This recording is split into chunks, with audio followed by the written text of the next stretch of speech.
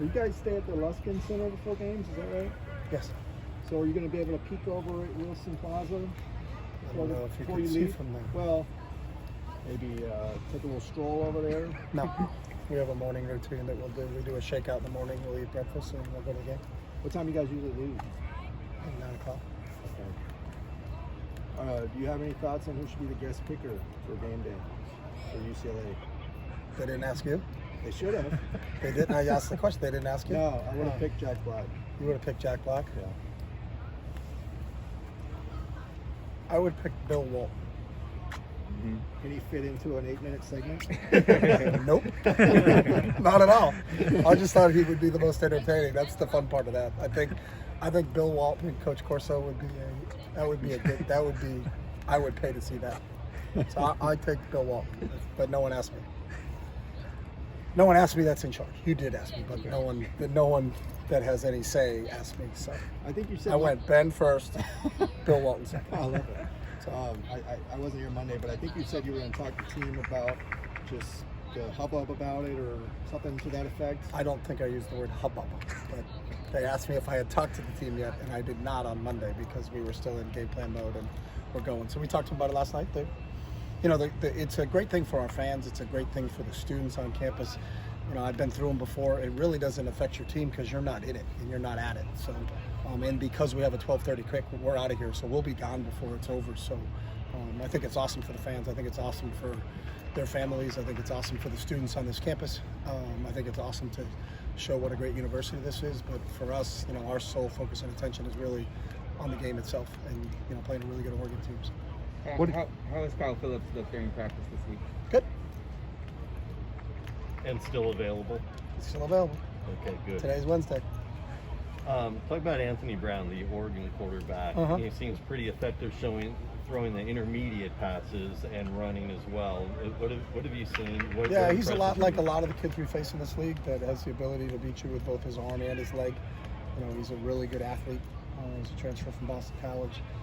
Joe Morgan does a really nice job with him and putting him in that scheme. So you got to worry about him not only throwing the football, but you got to worry about him pulling it down and tucking it with him. And then sometimes they have design runs. In a critical situation in the Fresno game, fourth down call, they called speed option, put the ball in his hands, and he made a huge play in that game for him. So I know they have a lot of confidence in him, and we've got to be aware of making sure we're really sound in our rush lanes against him because he is a kid that can escape and cause some problems with his legs. There's been a lot of talk about Thibodeau, but Noah Sewell is turning out to be a pretty impressive linebacker. What have you seen from him? Noah's a really good player. He's very good at keying and diagnosing plays. He seems like he's a real instinctual player. He's a tough, hard-nosed tackler. But you're 100% right. He's a really good football player. You guys, I don't know if you saw this, but if you win, you get another day game against Utah. Is that just another thing to? Yeah, we were going to lose, and then we found out we could play at 12:30, and so now we're going to win. So no, I mean, that's TBU.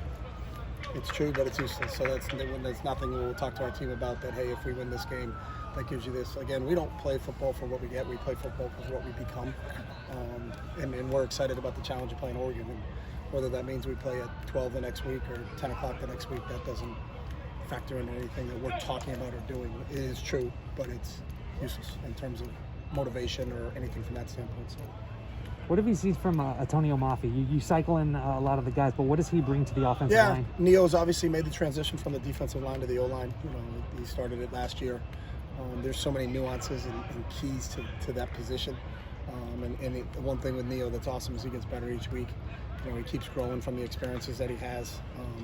We really feel like he's a starter. We just have some depth in the offensive line that we have more than 5 starters in the O-line, and those guys rotate through. He's been a real help for us as an inside force, and that's part of what we have a little bit of depth there, and we will use that depth because that's a tough position and it takes a big toll on you. So the fact that we can rotate him in, with John and with Paulie is huge for us right now. I know you said you don't like to use the transitive property when looking at who's beat who and who you're going up against, but they've played Fresno State and Stanford. How helpful is it to see film of them against teams you've already played? I mean, that's helpful because you understand what that player is like, so that's not the transitive property. That's just you get a better. You're comparing something that you've seen in person. I think sometimes the tape is, you can't actually tell some things on some kids, but you can come out of the Stanford game and say, hey, that kid's 6, who's a big, strong, physical wideout, can really run. You watched him catch almost a hitch route against us and split our defense and run down the middle of the field.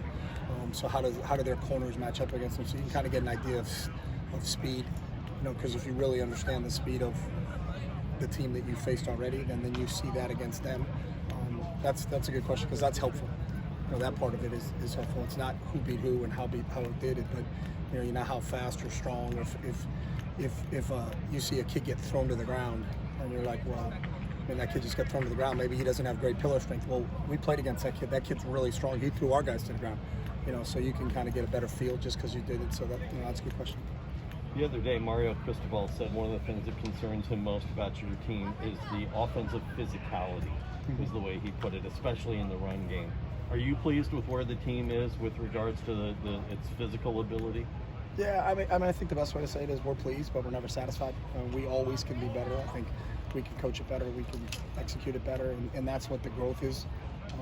I think teams that are doing it the right way continue to get better as the season goes along. As long as your depth can stay there. Sometimes there's a drop off because of injury, but part of our identity is that we have to run the football, to be successful, and that's part of what we do. We've got 2 really good backs that kind of set the tone for that standpoint. We have a veteran offensive line, and that's part of kind of our identity. And I think everybody, when you get to 8 games in, everybody kind of is what they are. You know what type of team each team is that you're playing, and your job is to try to defeat their strength, and exploit their weaknesses. And it's the same thing for them that we have to prepare for. So, with regards to the running game, he pointed out specifically, Britton and Zach said he's going to have to make sure that they have plenty of defenders on the ball immediately, because those guys are so good at yards after contact where you can't bring them down with just one guy. That seems to be what they've been all season, right? Yeah, those are 2 tough, hard-nosed physical runners. They've got a great understanding of angles. They have a great understanding of the blocking scheme. They play with great leverage, and that's their personality. We've seen it all season. And we've seen it for 2 years with Britt, and then Zach is just he's been outstanding since we got him here. So obviously we really feel like our running backs are a strength for us. Josh Kelly was here the other day. What was it like seeing him again? And that's boring. No smiles. Kind of down in the dumps. No, he's just an amazing human being. As good a football player he is, he's a better person, and he's just got an infectious personality that everybody. He talked to the team briefly just before we started after stretch, and he was Josh, and it's smile and everything. And then Jay Toya looked at me and he was like, "Who's that guy?" Because Jay wasn't here.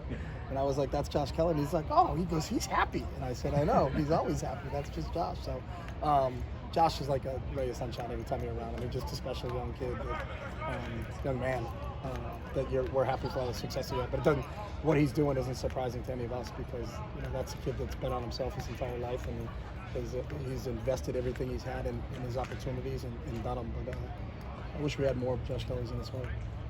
All right, thanks, Coach. Thanks.